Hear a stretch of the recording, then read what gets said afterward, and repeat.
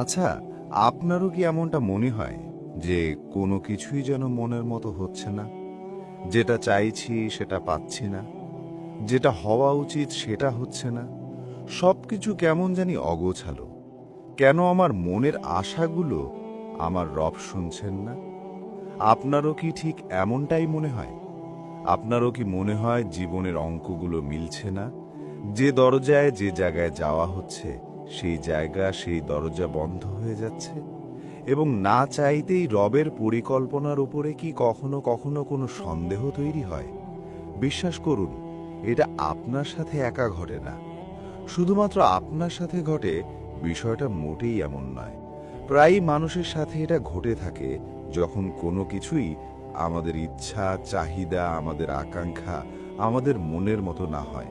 তখন আমরা রবের পরিকল্পনার উপরেও সন্দেহ করে ফেলি।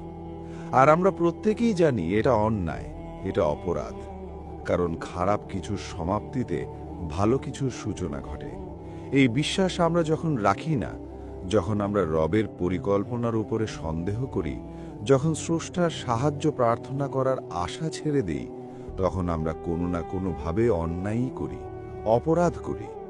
তবে এই সব ঘটনার মাঝে আমাদের মনের মধ্যে কিছু প্রশ্নের কিন্তু উদয় হয়। আমাদের মনের মধ্যে কিছু প্রশ্ন জমা হয়, কিছু প্রশ্ন জাগে যে আমার সাথেই কেন এমনটা হয়। রব তো আমার মনের আকাঙ্ক্ষা, মনের ইচ্ছাগুলো জানেন। আমি তো কোনো খারাপ কাজ করি না, তাহলে আমার সাথেই কেন? শুধু কি আমার সাথেই এমনটা হয়? এমন কিছু প্রশ্ন আমাদের মনের মধ্যে তৈরি হয়। আর আজ আমরা এগুলোই জানার চেষ্টা করব যে কেন আমাদের রব আমাদেরকে আমাদের মায়ের থেকেও বেশি ভালোবাসা সত্ত্বেও কেন আমাদেরকে কষ্ট দেন। আমাদের মারা তো আমাদের কষ্ট দেখতে পান না, তাহলে তিনি কেন আমাদেরকে এত বেশি কষ্ট দেন? আজ এটাই আমরা জানার চেষ্টা করব। আপনি নিশ্চয়ই খেয়াল করেছেন যে ভালো মানুষের জীবনেই সমস্যা বেশি থাকে। যারা সৎ পথে চলার চেষ্টা করে, যারা সততাকে বেছে নেয়, যারা সত্যকে বেছে নেয়, যারা রবকে ভয় করে এবং রবের দেয়া পথ অনুসরণ করে, কোরআন হাদিস মেনে চলে, তাদের জীবনটাই তুলনামূলকভাবে কঠিন হয়। আর এর সব থেকে বড় প্রমাণ হচ্ছে নবী পাক সাল্লাল্লাহু আলাইহি ওয়াসাল্লামের জীবন এবং আরও সকল নবী রসুলদের জীবন। আমরা যদি আমাদের ইতিহাসে দেখি, তাহলে দেখতে পাব প্রত্যেকটা নবী কত কষ্টের মধ্য দিয়ে জীবন কাটিয়েছেন। এবং সবথেকে অদ্ভুত বিষয় হচ্ছে যে নবীকে মহান রব্বুল আলামিন এত বেশি ভালোবাসতেন, সেই নবীকেই তিনি সবথেকে বেশি কষ্ট দিয়েছেন। আর এটা থেকে সর্বপ্রথম এটাই স্পষ্ট হয় যে রব যাকে যত বেশি ভালোবাসেন তাকে তত বেশি কষ্ট দেন। তিনি আমাদেরকে কষ্ট দেন তার কারণ, তার অন্যতম বড় কারণ, তিনি আমাদেরকে ভালোবাসেন। আর যখন এই সত্যটাকে আমরা অ্যাকসেপ্ট করব, এই সত্যটাকে আমরা মেনে সামনের দিকে এগিয়ে চলব, তখন রবের ওপরে সন্দেহ সংশয় কম হয়ে যাবে। কারণ সত্যি যিনি নবী পাক সাল্লাল্লাহু আলাইহি ওয়াসাল্লামকে এত বেশি ভালোবাসতেন, তিনি কিভাবে নবী পাক সাল্লাল্লাহু আলাইহি ওয়াসাল্লামকে এত বেশি কষ্টে রাখতে পারেন? এটা কি এটার প্রমাণ দেয় না যে তিনি যাদেরকে ভালোবাসেন, যাদেরকে সব থেকে বেশি ভালোবাসেন, তাদেরকে সব থেকে বেশি কষ্টে রাখেন, তাদেরকে জীবনের বিভিন্ন পর্যায়ে বিভিন্ন ধাপে পরীক্ষা করেন, তাদেরকে পরিশুদ্ধ করেন, কষ্ট দেওয়ার মাধ্যমে কিছু অন্যায় অপরাধগুলোকে ক্ষমা করেন? এগুলো কি আমাদের কাছে স্পষ্ট নয়? অবশ্যই স্পষ্ট। যখন আমাদের আইডল, আমাদের প্রিয় নবী মুহাম্মদ সাল্লাল্লাহু আলাইহি ওয়াসাল্লামের দিকে তাকাই, যখন আমাদের নবী পাক সাল্লাল্লাহু আলাইহি ওয়াসাল্লামের দিকে তাকাই, তখন এই সকল বিষয় কিন্তু আমাদের কাছে একের পর এক স্পষ্ট হতে থাকে। না, আপনি হয়তো বলতে পারেন, আপনি বলতেই পারেন যে হে আল্লাহ, কেন আমার সাথে এমনটা হচ্ছে? আমি তো 5 ওয়াক্ত নামাজ পড়ি, আমি তো তোমার পথ অনুসরণ করে চলি, আমি তো খারাপ কাজ থেকে নিজেকে দূরে রাখার চেষ্টা করি, আমি তো সততাকে বেছে নেয়ার চেষ্টা করি, আমি তো সত্য বলার চেষ্টা করি, আমি তো ভালোভাবে কিভাবে চলা যায় সেটা খুঁজি। এত কিছুর পরেও কেন আমার জীবনে এত বেশি সমস্যা আসে? আপনি এ প্রশ্ন আপনার স্রষ্টা, আপনার সৃষ্টিকর্তা, আপনার রব, আপনার আল্লাহকে বলতে পারেন, অবশ্যই বলতে পারেন। কিন্তু একবার ভেবে দেখুন তো, এই পৃথিবী আমাদের বিশ্রামের জায়গা নাকি পরিশ্রমের জায়গা? এই পৃথিবী কি আমাদের আসল সুখের ঠিকানা? যদি সত্যি সুখের ঠিকানা হয়, তাহলে জান্নাতের ব্যাখ্যা কেন এত সুন্দরভাবে উপস্থাপন করা হয়? আবার এই পৃথিবী কি সবথেকে বেশি দুঃখের ঠিকানা? যদি সবথেকে বেশি দুঃখের ঠিকানা হয়, সবথেকে বড় দুঃখের ঠিকানা হয়, তাহলে জাহান্নামকে কেন এত ভয়ানকভাবে ব্যাখ্যা করা হয়? নিশ্চয়ই এই পৃথিবী একটা পরীক্ষা ক্ষেত্র। এখানে আমরা ক্ষণিক সময়ের অতিথি, আর এখানে পাঠানো হয়েছেই আমাদেরকে পরীক্ষা দেওয়ার জন্য, রবের দেয়া কিছু পরীক্ষা, কিছু চ্যালেঞ্জের মুখোমুখি হওয়ার জন্য। আপনি এই পৃথিবীকে এমনভাবেও ভাবতে পারেন যে এই পৃথিবী হচ্ছে পরকালের পাঠশালা, যেখানে প্রতিনিয়ত আমাদেরকে পরীক্ষা দিতে হবে, এবং পরীক্ষায় উত্তীর্ণ হলে আমাদেরকে পুরস্কৃত করা হবে, আমাদেরকে সম্মানিত করা হবে, আর পরীক্ষায় উত্তীর্ণ হতে না পারলে আমাদেরকে শাস্তি দেয়া হবে। আপনি তো এটা বিশ্বাস করেন যে কোনো ক্লাসের টপার হতে গেলে আপনাকে অনেক কিছু স্যাক্রিফাইস করতে হবে, আপনাকে অনেক অনেক কঠিন জীবন কাটাতে হবে। বিষয়টা কি মোটেই এমন নয়? আপনি যদি আখেরাতে ভালো রেজাল্ট করতে চান, যদি মহান রব্বুল আলামিনের সামনে নিজের মুখ লজ্জায় নিমজ্জিত না করতে চান, তাহলে এই পৃথিবীতে কি কঠিন জীবন কাটাতে হবে না? বিষয়টা আমাদের কাছে ক্লিয়ার। আমরা জানি, আমরা সবকিছু বুঝি, তারপরে অভিযোগ করি। যে অভিযোগ সত্যি বলতে বৃথা অভিযোগ। আপনার জীবনে কষ্ট আসবে, এটা অ্যাকসেপ্ট করুন। আপনি পৃথিবীতে বেঁচে আছেন মানে দুঃখ থাকবে, কষ্ট থাকবে, হতাশা থাকবে, মন খারাপ থাকবে। আপনার রব প্রতিনিয়ত আপনার পরীক্ষা নেবেন। এই সমস্ত কিছুকে যত সহজে অ্যাকসেপ্ট করবেন এবং জীবন যখন অতিরিক্ত কঠিন হয়ে যাবে, তখন রবের সাহায্যে প্রার্থনা করবেন, রবকে বারবার স্মরণ করবেন। তখন দেখবেন এই পৃথিবী আপনার কাছে সহজ হয়ে যাচ্ছে। পৃথিবী সহজ তখন হয়ে যায় যখন আমরা রবের উপরে আস্থা রাখি, নাকি রবের উপরে সন্দেহ করি। তিনি তো আমাদেরকে আশ্বস্ত করেন এটা বলে, ফা ইন্না মাল উসরি ইউসরা, নিশ্চয়ই কষ্টের সাথেই আছে স্বস্তি। তো যখন তিনি আমাদেরকে পবিত্র কোরআনের মধ্যে এটা দেখিয়ে দিয়েছেন, যখন তিনি আমাদেরকে বুঝিয়ে দিয়েছেন যে কষ্টের সাথেই আছে স্বস্তি, তখন আমরা কেন এত বেশি হতাশ হব? তখন আমরা কেন ওনার উপরে এত বেশি সন্দেহ করব? এটা আমাদের সাজে না।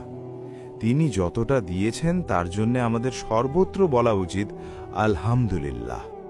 সমস্ত কিছুর জন্য হে আমার রব, তোমাকে কোটি কোটি শুকরিয়া। অভিযুক্ত করতে ইচ্ছা জাগবে না, তখন রবের উপরে অত বেশি অভিযোগ তৈরি হবে না, তখন রবের উপরে অত বেশি সন্দেহ জাগবে না, তখন সমস্যাগুলোকে অ্যাকসেপ্ট করতে ইচ্ছা হবে।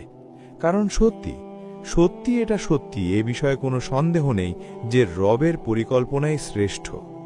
আমাদের পরিকল্পনা ভুল হতে পারে, আমরা আমাদের চাওয়ার মধ্যে অনেক বাজে জিনিস, অনেক খারাপ জিনিস চেয়ে ফেলি, এ বিষয়ে কোনো সন্দেহ নেই।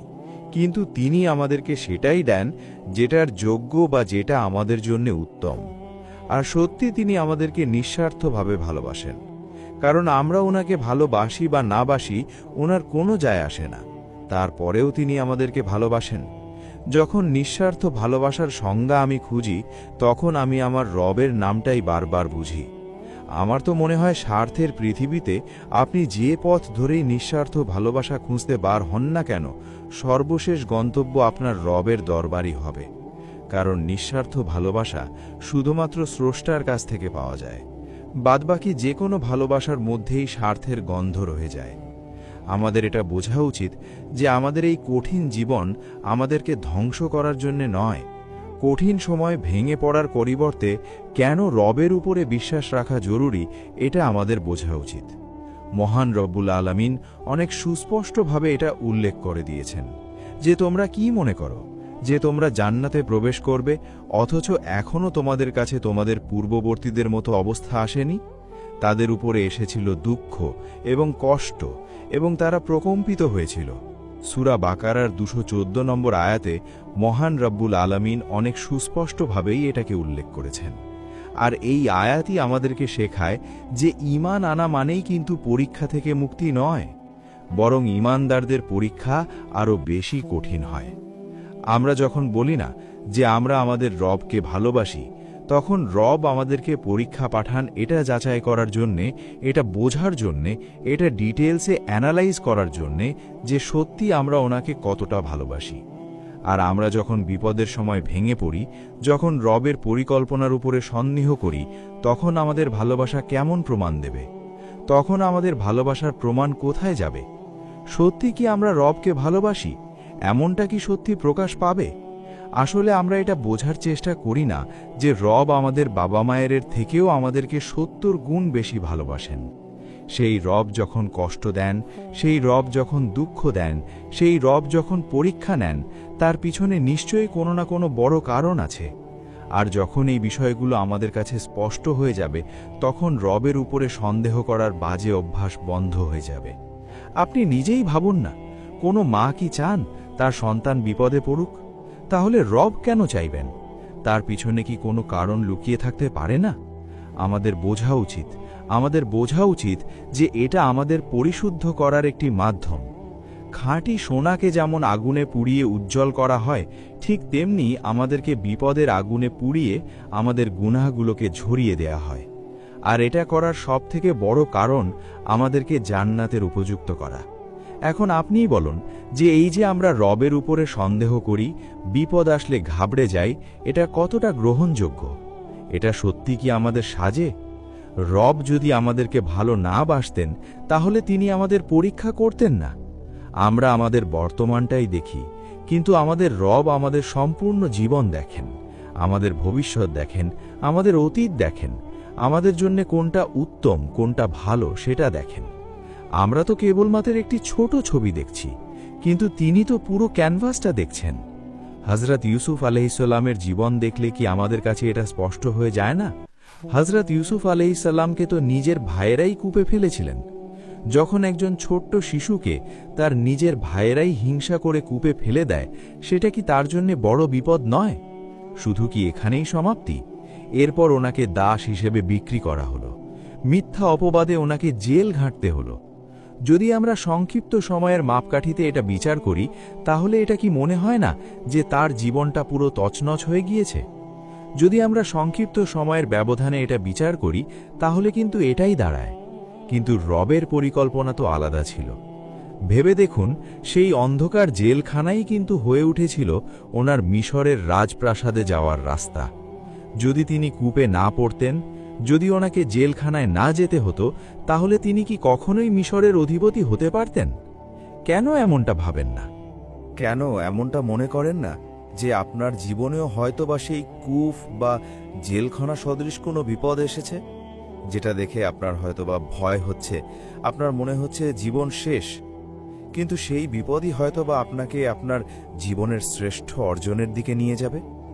রবের উপরে বিশ্বাস রাখুন, কারণ আপনি যা হারিয়েছেন হয়তোবা তার থেকে অনেক অনেক গুণ বেশি আপনার রব আপনার জন্য লিখে রেখেছেন। যখন মহান রব্বুল আলামিন আমাদেরকে এটা স্পষ্ট করে দেন যে কষ্টের সাথেই স্বস্তি আছে, তখন আমাদের হতাশ হওয়া সাজে না, তখন আমাদের রবের পরিকল্পনার উপরে সন্দেহ করা সাজে না। একবার ভেবে দেখুন, অতীতে অনেক বিপদের কথা ভেবে আপনি হয়তোবা ভয় পেতেন। সেই বিপদ পরবর্তী সময় হয়তোবা আপনার জীবনে এসেছে এবং সেটা আপনি সহ্য করে নিয়েছেন। আপনার কি মনে হয় এগুলো কিভাবে সম্ভব? এটা সম্ভব কারণ মহান রব্বুল আলামিন আমাদেরকে যে বলে দিয়েছেন কষ্টের সাথেই আছে স্বস্তি। এই যে সহ্য করার শক্তি, এটাই রবের বলা স্বস্তির ব্যাখ্যা। যখন আমাদের জীবনের সমস্যা বেড়ে যায়, তখন আমাদের রব আমাদের ধৈর্য ক্ষমতাও বাড়িয়ে দেয়। প্রকৃত অর্থে সত্যি আমাদের নিরাশ হওয়া সাজে না, কারণ রাত যত গভীর হয়, ভোরের আলো ফোটার সময় তত সন্নিকটে আসে। বিশ্বাস করুন, ইসলামের সবর বা ধৈর্যের গুরুত্ব অপরিসীম। যখন আপনি আপনার কঠিন সময়ে আপনার রবের উপরে তাওয়াক্কুল করেন, রবের উপরে ভরসা রাখেন, বিশ্বাস রাখেন, তখন আপনার রব আপনাকে পুরস্কৃত করেন, তখন আপনার রব আপনার প্রতি খুশি হন। আর আমাদের এটা বোঝা প্রয়োজন যে সবর মানে শুধুমাত্র হাত গুটিয়ে বসে থাকা নয়। সবর মানে প্রতিকূল পরিবেশেও নিজের উপরে কন্ট্রোল রাখা, নিজের উপরে নিয়ন্ত্রণ রাখা। হাদিসে কুদসিতে এসেছে যে যখন আমি আমার বান্দার দুটি প্রিয় জিনিস কেড়ে নেই এবং যদি সে সবর করে, আমি তার বিনিময়ে তাকে জান্নাত দান করি। আসলে বাস্তবতা তো এটাই যে মহান রব্বুল আলামিন কোনো কিছু কেড়ে নিলে তার থেকে উত্তম, তার থেকে ভালো কিছু ফিরিয়ে দেন। আমরা আমাদের জীবনের কঠিন সময়, বিপদের মুহূর্তগুলোতে অনেক সময় ভুল মানুষের কাছে গিয়ে সাহায্য চাই, মানুষের কাছে নিজের দুঃখের কথা বলি এবং সাহায্য প্রার্থনা করি। কিন্তু প্রকৃত অর্থে প্রকৃত মুমিন যে, সে কখনোই তার রবকে ভুলে যাবে না। মানুষের দুয়ারে পৌঁছানোর পরিবর্তে সে রবের দুয়ারে বারবার হাজিরা দেবে। নিজের মনের ইচ্ছা, আকাঙ্ক্ষা, দুঃখ, কষ্ট সমস্ত কিছু নিজের রবকেই সর্বপ্রথম শেয়ার করবে। সেটা না করে আমরা মানুষের কাছে গিয়ে প্রার্থনা করি, মানুষের কাছে যাই, মানুষের কাছে নিজের দুঃখের কথাগুলো খুলে বলি, এবং মানুষ সেটা শুনে অনেক সময় মজাও পায়। কিন্তু আমাদের রব, তিনি তো সমস্যার সমাধান দেন, তিনি তো সমস্যা থেকে আমাদেরকে উদ্ধার করেন, আমাদেরকে আসল পথ দেখান। একবার ভেবে দেখুন, হযরত ইয়াকুব আলাইহিসসালাম যখন তাঁর সন্তানকে হারিয়েছিলেন, তখন তিনি কি বলেছিলেন? তিনি বলেছিলেন যে আমি আমার অসহায়ত্ব এবং দুঃখের অভিযোগ কেবল আল্লাহর কাছেই পেশ করছি। সূরা ইউসুফের ৮৬ নম্বর আয়াতে এটা স্পষ্ট। আপনিও আপনার জায়নামাজে গিয়ে আল্লাহর সাথে কথা বলুন, সেজদায় গিয়ে কাঁদুন, আপনার রবকে স্মরণ করুন, আপনার রবকে স্মরণ করুন আপনার কঠিন সময়ে, খারাপ সময়ে, বিপদের মুহূর্তগুলোতে, কারণ তিনিই সাহায্য করতে পারেন। বাদবাকি যেখানেই যাবেন সেখান থেকেই হয়তোবা হতাশা পাবেন। বিশ্বাস করুন, সেজদায় ফেলা এক ফোঁটা চোখের পানি হয়তোবা আপনার জীবনের মোড় ঘুরিয়ে দেবে। দেখুন, আজ আপনি যে পরিস্থিতির মধ্য দিয়েই যান না কেন, সেটা অর্থনৈতিক সংকট হোক, একাকিত্ব হোক বা প্রিয় মানুষের অবহেলা হোক, যাই হোক না কেন, একটা কথা সর্বত্র সবসময় মনে রাখবেন যে আপনার রব আপনার সাথেই আছেন এবং তিনি আপনার হৃদয়ের স্পন্দন শোনেন, আপনার না বলা কথাগুলো বোঝেন। না, আপনার জীবনটা কোনো দুর্ঘটনা নয়, এটা তো মহান রব্বুল আলামিনের নিপুণ হাতে সাজানো একটি গল্প। আর এই গল্পের শেষটা নিঃসন্দেহে নিশ্চয়ই সুন্দর হবে যদি আপনি আল্লাহর উপরে ভরসা রাখেন। তাই আপনার কাছে অনুরোধ করব যে উঠে দাঁড়ান, চোখের পানি মুছুন এবং নতুন করে শুরু করুন। আর এটা মনে রাখবেন, আজকের আপনার এই ব্যর্থতা আপনাকে আপনার ভবিষ্যতের বড় সফলতার জন্য তৈরি করছে। মহান রব্বুল আলামিন আমাদের সকলকে কঠিন সময়ে ধৈর্য ধরার তৌফিক দান করুক, আমাদেরকে হতাশা থেকে বাঁচাক এবং রবের পরিকল্পনার উপরে সন্দেহ করা থেকে আমাদেরকে হেফাজত করুক। সকলে আল্লাহ তাআলার কাছে হাত তুলে মুনাজাত করুন। বিসমিল্লাহির রহমানির রহিম। আলহামদুলিল্লাহি রাব্বিল আলামিন ওয়াসসালাতু ওয়াসসালামু আলা আশরাফিল আমবিয়াই ওয়াল মুরসালিন সাইয়্যিদিনা মুহাম্মাদিন ওয়া আলা আলিহি ওয়া সাহবিহি আজমাইন। আল্লাহুম্মা ইগফির লিল মুসলিমিনা ওয়াল মুসলিমাত ওয়াল মুমিনিনা ওয়াল মুমিনাত الأحياء منهم والأموات. اللهم ارحمنا وارحم والدينا وجميع المسلمين. ربنا آتنا في الدنيا حسنة وفي الآخرة حسنة وقنا عذاب النار. اللهم اجعلنا من الصابرين والشاكرين وثبت قلوبنا على دينك وأفرغ علينا صبرا جميلا واجعل خاتمتنا حسنة وارزقنا الفردوس الأعلى من الجنة بغير حساب. اللهم اهدنا واهد بنا واجعلنا سببا لمن اهتدى. سبحان ربك رب العزة عما يصفون وسلام على المرسلين والحمد لله رب العالمين.